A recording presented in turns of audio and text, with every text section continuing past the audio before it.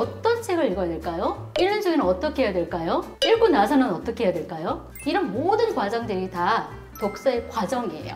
책을 많이 읽었던 친구들은 내공이 강해요. 근데 그 고비를 넘길 수 있느냐 없느냐의 차이는 저는 이 내면의 힘이 있다고 봐요. 자, 오늘은 책나무의 비비드 한혜경님을 모셨습니다. 어서 오십시오. 안녕하세요. 네. 자, 먼저 자기소개 부탁드립니다. 반갑습니다. 저는 책나무에서 교육을 담당하고 있는 교육본부장 한혜경입니다.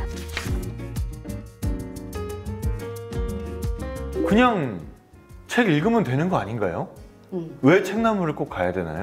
사실 이제 독서라는 건 취향이라서 아이들마다 좋아하는 영역이 있어요. 책이 네. 있어요. 네. 그래서 저희가 그런 것들은 인정을 해주고 존중을 해주는데 사실 어렸을 때 편견 없이 다양한 영역의 책들을 골고루 넣어줄 수 있고 접할 수 있도록 만들어주는 게 중요하죠. 근데 우리 아이들은 그렇지 않아요. 여자아이들은 공주 이야기를 좋아한다거나 남자친구들은 이제 과학이나 이렇게 빠지면서 나중에 점점 학습만으로 빠져요. 이런 상황에서 아이들의 균형 잡힌 독서를 할 수 있도록 도와주는 누군가가 필요한 거죠. 많은 분들이 책 좀 읽어. 왜 책 안 읽어? 이렇게 이야기를 하잖아요. 네. 어떤 책을 읽어야 될까요? 읽는 중에는 어떻게 해야 될까요? 읽고 나서는 어떻게 해야 될까요? 이런 모든 과정들이 다 독서의 과정이에요. 단순히 책만 읽는 게 아니라 책을 읽고 나서 그리고 책을 읽고 난 이후에 모든 과정들, 읽고 생각하고 쓰는 모든 과정들이 다 독서라는 거죠. 이런 과정들을 적절한 어떤 코칭을 받으면서 우리 아이들이 제대로 독서를 할 수 있도록 도와주는 것이 책나무다. 그 코칭을 받으면서 그런 프로그램을 하는 거하고 네. 안 하고 그냥 보는 거하고 많이 달라요? 사실 우리 친구들이 책을 읽게 되면 내가 좋아하는 책만 이렇게 읽는다고 말씀을 드렸잖아요. 흔한 남매 보겠죠. 맞아요. 예.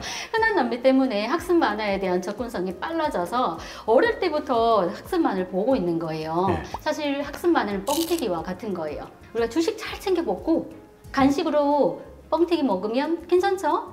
근데 간식만 먹으면 안 되죠? 바뀌었다라고 한번 생각해 보세요. 네. 그럼 우리 아이에게 불균형 현상이 일어나는 거예요. 그래서 제가 아까 말씀드렸던 이제 밸런스, 균형을 잘 맞추는 이 독서가 중요하다라고 말씀을 드리는 거고요. 그리고 단순히 그냥 책만 읽는 게 아니라 읽고 나서 되새김질하는 이 과정이 너무 중요한 거죠. 되새김질. 네. 읽고 나서 너는 어떤 생각을 했어? 그 다음에 어떤 일이 일어났을 것 같아? 너가 만약에 작가라면 어떻게 마무리를 한번 지어볼까? 그리고 그 이후에는 어떤 일들이 일어날까? 너의 경험과 한번 연결시켜볼까? 이런 여러 가지 이야기를 나누는 거예요. 책을 읽고 나서 내가 어떤 감정이 들었고 그래서 나는 어떻게 이 이야기를 해석하느냐, 평가하느냐 이 과정들이 훨씬 더 중요한 거예요. 이런 것들을 이렇게 다양하게 볼 수가 있는 거군요. 그렇죠. 네. 누군가는 줄거리를 아주 재밌게 말하는 쪽으로 발전하는 아이도 있을 거고 누군가는 같은 상황에서 각 인물들의 상황에 대해서 다르게 해석을 할 수도 있는 거고. 그럼요. 네. 여러 가지 관점들을 알아나가는 과정인 거예요. 네. 나의 이야기만 또 나의 관점만 나의 시선만 이렇게 가져가는 게 아니라 선생님들이 그런 과정들을 질문을 통해서 유도를 해요. 그런데 이것만 중요할까요? 아니요.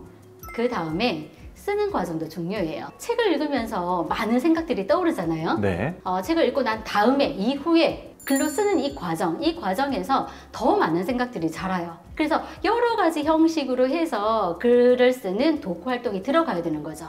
그럼 이런 걸 이렇게 꾸준히 해온 아이들은 뭐가 달라집니까? 자기의 생각들을 논리적으로 펼칠 수 있는 자신감이 생기지 않을까라는 생각 첫 번째 들어가고요.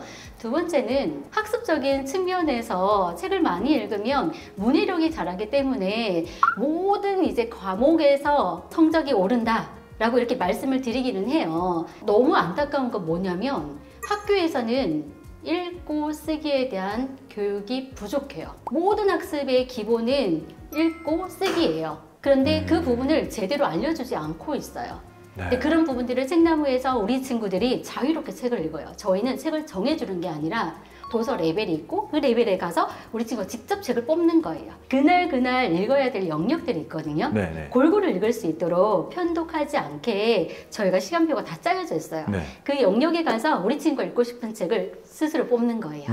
도서관에 가보신 적 있으세요 혹시? 네. 많은 어머님들이 에코백을 들고 오세요. 네. 왜 그런지 아세요? 아니요. 우리 아이에게 읽히고 싶은 책을 뽑는 거예요. 그래서 대여를 해서 가져가시는 거거든요. 에코백에 담을 만큼 많이요? 그럼요. 10권, 15권 이렇게 빌려가세요. 그거 다 못 읽을 텐데. 그렇죠. 네. 우리 아이가 고른 게 아니기 때문에 엄마가 골라왔잖아요. 그럼 우리 친구는 엄마가 고른 책에서 다시 선택을 하는 겁니다. 책을 읽게끔 하기 위해서 어떻게 해야 되냐면 아이에게 선택권을 주셔야 돼요. 도서관을 데려가야 되는군요. 그렇죠. 사실 그래서 책나무가 작은 도서관에서 시작을 했어요. 저희 첫째가 6학년인데 도서관에서 읽는 것보다 책나무에서 읽는 게 더 재밌대요. 편하니까. 책나무 선생님 아들이라서 그런 게 아니라 솔직히 책나무 선생님 아들이면 싫지. 엄마가 있는데 거기 안 가고 싶지. 학교 도서관 같은 경우에는 너무 범위가 넓어요. 거기에서 고르는 것보다 오늘 내가 읽어야 될 영역들이 정해지며 거기 안에서 내가 뽑아내기 때문에 범위를 좁혀줄수록 사실은 선택을 더 잘하게 돼요. 그럼요. 어떻게 보면 좀 원론적인 얘기인데 책을 읽은 애하고 안 읽은 애는 뭐가 다릅니까? 인간으로서? 뭐가 다르나요? 저는 항상 빙산으로 비유를 하거든요. 우리 눈에 보이는 거는 전체 빙산의 10분의 1이에요. 10분의 9가 뭐냐면 우리 아이들의 마음자락이에요. 책을 많이 읽었던 친구들은 내공이 강해요. 어떤 친구든 공부를 잘하는 친구든 그렇지 않은 친구든 예쁜 친구든 그렇지 않은 친구든 어려운 순간이 오고 고비가 와요. 근데 그 고비를 넘길 수 있느냐 없느냐의 차이는 저는 이 내면의 힘이 있다고 봐요. 그러니까 내공이 강한 아이로 자랄 수 있게끔 도와주는 게 저는 독서라고 생각을 해요.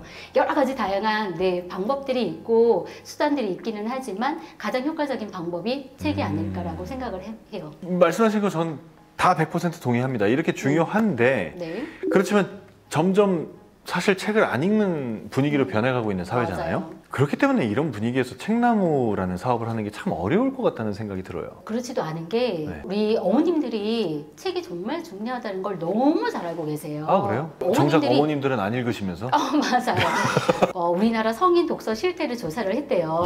10명 중에 6명이 1년 동안 책 한 권도 안 읽었대요. 이런 부모님이 우리 아이에게 책을 읽으라고 한다면 저는 거기에서부터가 잘못됐다라고 생각을 해요. 사실 사회적으로 책이 중요하다. 이 중요성은 높아지고 있는데 우리 어머님들은 또 우리 어른들은 읽지 않고 있어요. 이런 상황에서 환경을 만들어주는 게 중요하잖아요. 그래서 엄마들이 책을 읽어라 잔소리하지 않고 편안한 분위기에서 책을 읽을 수 있도록 책나무에 보내주시는 거죠. 그러니까 저희 같은 경우에도 어떤 인위적인 환경을 만들어주는 건 아니고 이 환경에 그냥 퐁당 빠뜨려 놓는 거예요. 그러면 여기에서 할 수 있는 건 책 읽는 것밖에 없어요. 앞에 친구도 책을 읽고 뒤에 친구도 책을 읽고 있는 거죠. 자연스러운 분위기 속에서 우리 친구들이 책을 읽을 수 있도록 그래서 그 책의 맛을 느낄 수 있도록 도와주셔야 되는 거예요. 가정에서도 책을 읽을 수 있는 환경과 분위기, 시간, 절대적인 시간과 공간을 주는 거 너무 중요해요. 여러분 책나무에 대해서 정말 많은 얘기를 해주셨고 정말 좋은 어떤 인사이트를 많이 주셨는데 그 끝으로 이제 혜경님께서는 사실 저의 스피치 강의에 아주 초창기부터 수강을 하신 분이잖아요. 맞아요. 수강은 왜 하셨는지 또 하고 나신 다음에 정말 실질적으로 달라진 점이 있으신지 궁금해요. 정말 많고요. 그래서 항상 감사한 마음을 가지고 있고요. 2가지 정도로 추릴 수 있을 것 같아요. 첫 번째는 제가 교육을 하고 나면 항상 목이 쉬었어요. 그래서 그게 돌아오는 데까지 3시간 정도 걸리더라고요. 여러 번 있었으니까 저는 그런 경험이 많았거든요. 안 되겠다. 발성법을 좀 바꿔봐야 되겠다 해서 제가 유튜브 영상들 많이 찾아봤었어요. 그런데 이게 꾸준하기가 안 되더라고요. 그래서 제가 과감히 돈을 투자를 했습니다. 역시 돈을 써야 되더라고요. 그래서 이제 우리 코치님 만나서 꾸준히 연습을 하고 우리 특히 스피치 단톡방에 이 낭독글이 올라오잖아요. 꾸준하게 연습을 했더니 발성법이 달라졌고요. 제가 신규 원장님들 교육을 1박 2일로 이렇게 이틀에 걸쳐서 하는데 제가 제대로 연습을 하고 난 이후부터는 단 한 번도 쉰 적이 없어요.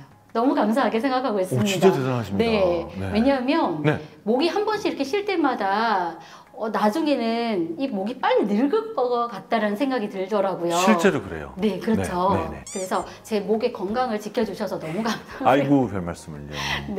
두 번째는 제가 말씀드린 것처럼 전국에 이제 학부모 설명회 진행을 해요. 남들 앞에 서서 이야기하는 게 쉽지 않잖아요. 제 학창 시절에 그런 일들이 있었어요. 영어 시간이었는데, 영어 스피치였는데 분명히 다 외웠어요. 네. 근데 앞에 나가서 발표를 하는데 정말 머리가 하얘지는 거예요. 정말 그럴 수 있죠. 한마디도 못하고 내려온 적이 있었어요. 진짜 그런 경험을 가지고 있는, 그만큼 심장 박약인, 네, 심적으로 많이 이렇게 약한 그런 사람이었는데, 처음 보는 분들 앞에서 발표를 해야 되는 상황이었어요. 네. 어떻게 이 긴장감을 없앨 수 있을까? 그래서 코치님 강의를 통해서 그 방법을 찾았어요. 긴장되면 두려운데 긴장되는 게 아니라 재밌다, 설렌다, 이렇게 스스로에게 주문을 걸면서 지금 하고 있고요. 그렇게 해서 여러 번의 이제 경험들을 통해서 남들 앞에서도 당당하게 말할 수 있는 사람으로 지금 성장하고 있는 중이고요. 그리고 발표를 할 때 코치님 말씀해 주셨던 강조법 3가지 있죠. 네. 제가 아까 어떻게 했어요? 좋아진 점 2가지 말씀드린다고 했잖아요. 네. PPT도 수정을 했어요. 네. 저희 프로그램 그런 식으로? 장점, 네, 3가지가 있습니다. 이렇게 숫자로 이야기를 했고요. 잘 쓰시네요. 네, 활용을 해야죠. 네. 네, 이 이야기를 또 하다가 잠깐 멈추면서 강조하는 기법. 네, 이렇게 저희가 활용하고 있습니다. 아우, 뿌듯합니다. 정말 저희 스피치방 이렇게 들어오면 한 번씩 이렇게 나타나셔서 저희가 이렇게 녹음하신 거 들어보시고 피드백 이렇게 해주시잖아요. 아유, 예. 그 피드백 받기 위해서도 연습을 하는 거예요. 저는 저희 톡방에 있는 분들끼리 서로 피드백 해주시는 맞아요. 그 말들이 또 너무 좋더라고요. 네. 그 내용들이 저에게 오히려 또 다른 가르침을 줄 때가 있어요. 네. 네. 저도 똑같은 내용으로 녹음을 하는데, 이분의 억양이랑 또 말의 생김새가 있잖아요. 느낌들이 다 다르더라고요. 네. 들으면서, 나도 이렇게 한번 따라해봐야지. 저렇게 해봐야지. 이렇게 연습하는 이 과정에서 제가 굉장히 많이 성장을 했던 것 같아요. 그 장을 열어주셨어요. 오늘 이 짧은 영상에서 말씀하시는 것만 봐도 정말 달라지셨네요. 이렇게 설명회를 하시니 책나무가 잘 될 수밖에 없겠다 싶습니다. 네. 아니, 왜냐면 책나무라는 이 프로그램 자체가 워낙 좋은데 맞아요. 워낙 좋은 걸 잘 설명하시기까지 하니 네. 잘 될 수밖에 네, 없죠. 코치님 덕분입니다. 아이고, 아닙니다. 네. 더 잘 되실 겁니다. 감사합니다. 네. 자, 오늘은 청소년들에게 책을 더 잘 읽게 만들고 더 많은 걸 배울 수 있게 도와주는 책나무의 한혜경님과 함께했습니다. 나와주셔서 고맙습니다. 감사합니다.